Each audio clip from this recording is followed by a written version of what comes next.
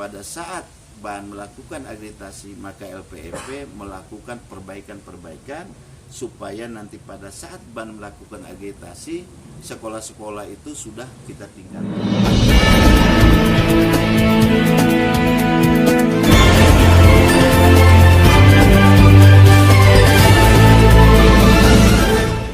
Pemirsa saat ini Anda berada terkait dengan pembangunan pendidikan di Nusantara pada umumnya dan di NTT khususnya, tentunya banyak perhatian yang harus kita berikan ke sana terkait dengan peningkatan guru khususnya.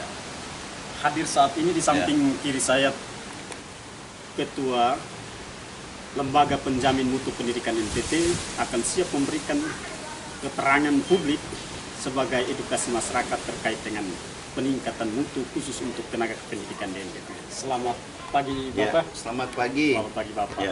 Baik, terkait dengan pembangunan pendidikan ini adalah satu misi global yang menjadi tanggung jawab semua pihak. Tentunya Bapak mereka ditugaskan khusus untuk bagaimana memberikan penilaian-penilaian terhadap perkembangan guru di NTT khususnya.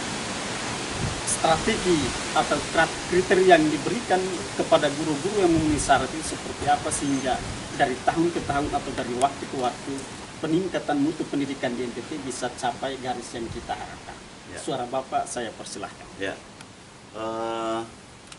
Guru itu adalah yang strategis untuk memajukan dunia pendidikan. Guru adalah garda terdepan. Nah, di tangan gurulah masa depan pendidikan itu, kemajuan pendidikan itu dilakukan oleh guru-guru kita. Jadi karena mereka itu berhadapan dengan anak-anak kita di ruang kelas, dan di masa pandemi ini mereka melalui daring, melalui online dan sebagainya. Jadi tidak bisa kita pungkiri bahwa guru adalah yang melakukan banyak hal untuk kemajuan pendidikan, dan untuk itu maka tidak ada jalan lain bagi kita di Provinsi Nusa Tenggara Timur adalah bagaimana memberdayakan guru, kemudian memperlakukan guru dari sisi perlindungan, dari sisi kesejahteraan, dan itulah yang kita lakukan. Kementerian sudah melakukan banyak hal, bagaimana tunjangan profesi untuk kesejahteraan, kemudian bagi guru-guru kita yang mengajar di daerah terpencil diberikan subsidi atau tunjangan untuk daerah terpencil, kemudian untuk pengembangan kompetensi pendidikan dan pelatihan sudah dilakukan oleh kementerian, baik itu melalui P4TK, melalui LPMP, dan semuanya itu bergerak bersama. Nah, daerah diharapkan bahwa mereka punya keinginan yang kuat bagaimana mengkawal guru-guru ini dari sisi kompetensinya. Jadi anggaran APBD misalnya di APBD provinsi, APBD kabupaten kota, ya diharapkan bahwa memang ada alokasi-alokasi untuk peningkatan mutu guru. Nah, tentunya terkait dengan guru ini kan kita tahu bahwa memang mereka sebagaimana sudah disampaikan oleh Bapak Ketua bahwa mereka itu garda terdepan terkait dengan pembangunan pendidikan pada umumnya. Mereka itu ujung tombak. Tetapi ada satu hal yang sampai saat ini hampir belum setiap orang tahu tentang itu, bagaimana terkait dengan perlindungan anak. Ada undang-undang terkait dengan perlindungan anak, di mana ketika ada tindakan yang dipandang bahwa itu menyalahi aturan, tentunya guru itu akan langsung diperhadapkan dengan proses-proses atau persoalan hukum. Nah, hadirnya kita lembaga ini seperti apa untuk mengintervensi langsung terkait dengan itu? Jadi ada guru adalah pengajar, guru adalah untuk memberikan bimbingan. Dalam melakukan itu tentu ada nilai-nilai yang harus kita sadari semua. Jadi misalnya kalau dia melakukan mendidik kepada anak-anak kita, kemudian terkesan misalnya guru itu dalam melakukan mendidik kepada anak-anak kita di luar kewajaran, ya tidak pernah kita lihat itu. Tetapi apabila guru itu pada saat mereka melaksanakan tugas, kemudian substansi di dalamnya adalah mendidik siswa-siswa kita, maka kita harus menghargai cara mereka, cara mereka mendidik anak-anak kita. Jangan sampai kita melihat dari sisi hukum ya, misalnya selama ini dari sisi misalnya kalau sedikit saja tentunya di luar kewajaran. Kalau di luar kewajaran itu ya kita anggap bahwa itu oknum, ya kan. Tetapi kalau dia melakukan mendidik, kemudian itu dengan cara dia, ya jangan semuanya kita anggap bahwa itu melanggar hak asasi, kemudian melanggar hukum. Dan justru disinilah lembaga kita, kementerian, mengatur itu semua, bagaimana guru dalam menjalankan tugas itu dilindungi. Ya, nah kemudian kita juga bisa mengatakan kalau ada masyarakat, kalau ada siapapun yang menghalangi guru untuk melakukan tugasnya, ya maka itu juga ya diberlakukan hukum di sisi itu juga. Ya, jadi yang kita inginkan adalah guru-guru kita tentunya apa? Yang kita ingin lakukan adalah keseimbangan. Guru kita perkuat dengan hal-hal yang seperti itu. Kemudian yang kedua, kompetensinya kita perkuat.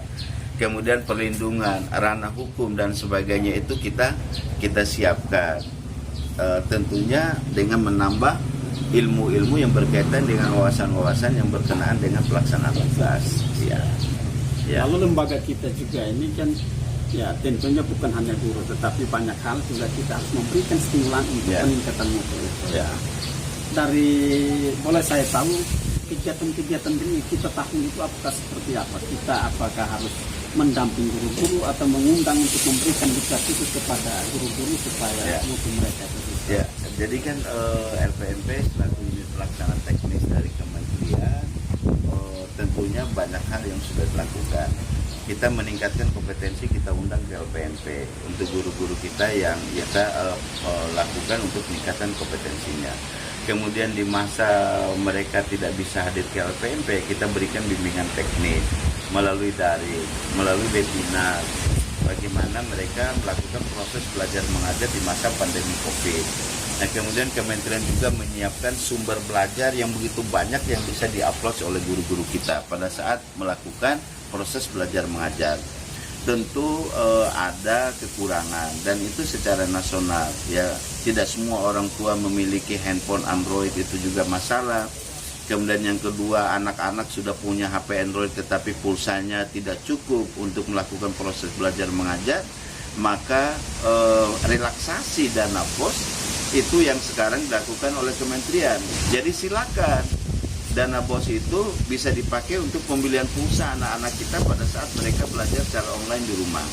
Kemudian guru juga diberikan pulsa dari dana BOS. Jadi anak-anak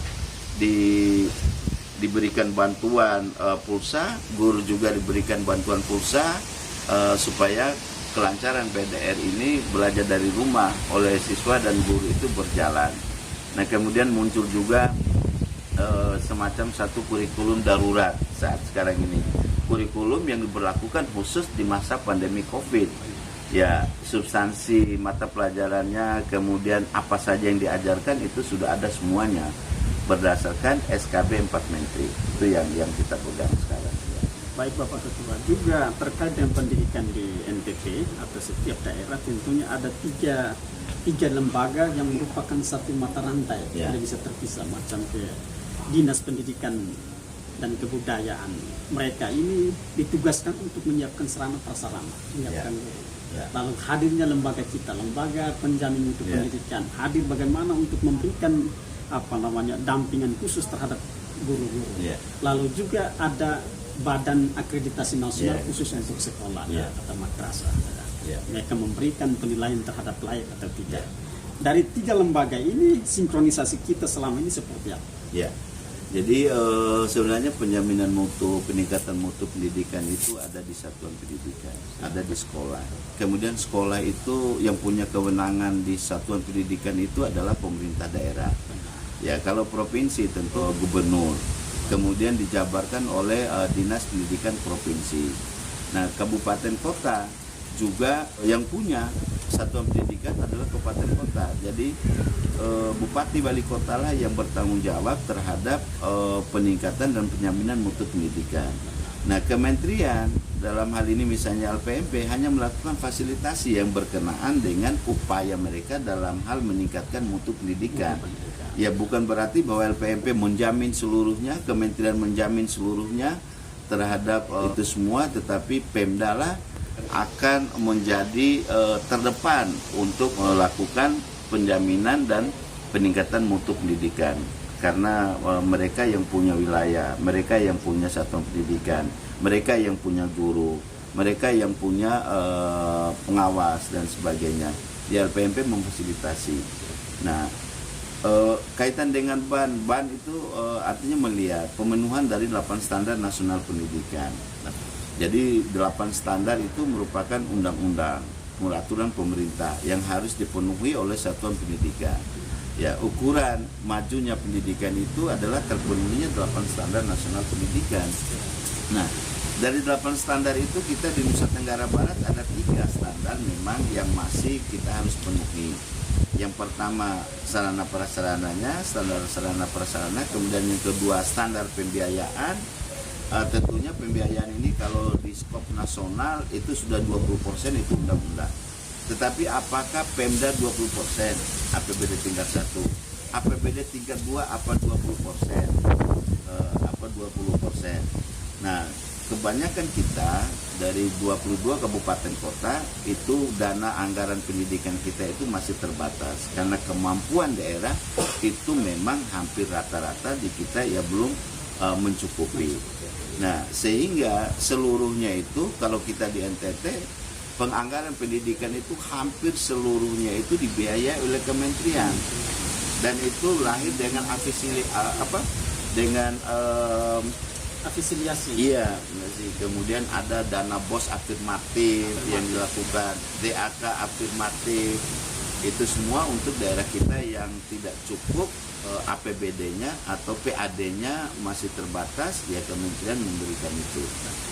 Ya, ban ya, melihat sudah sejauh mana 8 standar itu dilakukan oleh kita pencapaiannya sehingga muncul akreditasi. Nah, pada saat ban melakukan akreditasi maka LPMP melakukan perbaikan-perbaikan supaya nanti pada saat ban melakukan akreditasi sekolah-sekolah itu sudah kita tingkatkan untuk terpenuhnya 8 standar nasional pendidikan. Saudara pemirsa, tentunya dialog singkat ini memberikan pencerdasan publik terkait bagaimana hadirnya lembaga penjamin pendidikan. Lembaga ini adalah lembaga vertikal yang mana hadir sebagai intervensi langsung pemerintah pusat di setiap provinsi di seluruh Indonesia. Semoga dengan adanya dialog singkat ini dapat bermanfaat untuk kita tetap tahu bagaimana perkembangan dan pembangunan mutu pendidikan di NTT khususnya. Atas perhatian ucapkan terima kasih. Ya, makasih. Ya.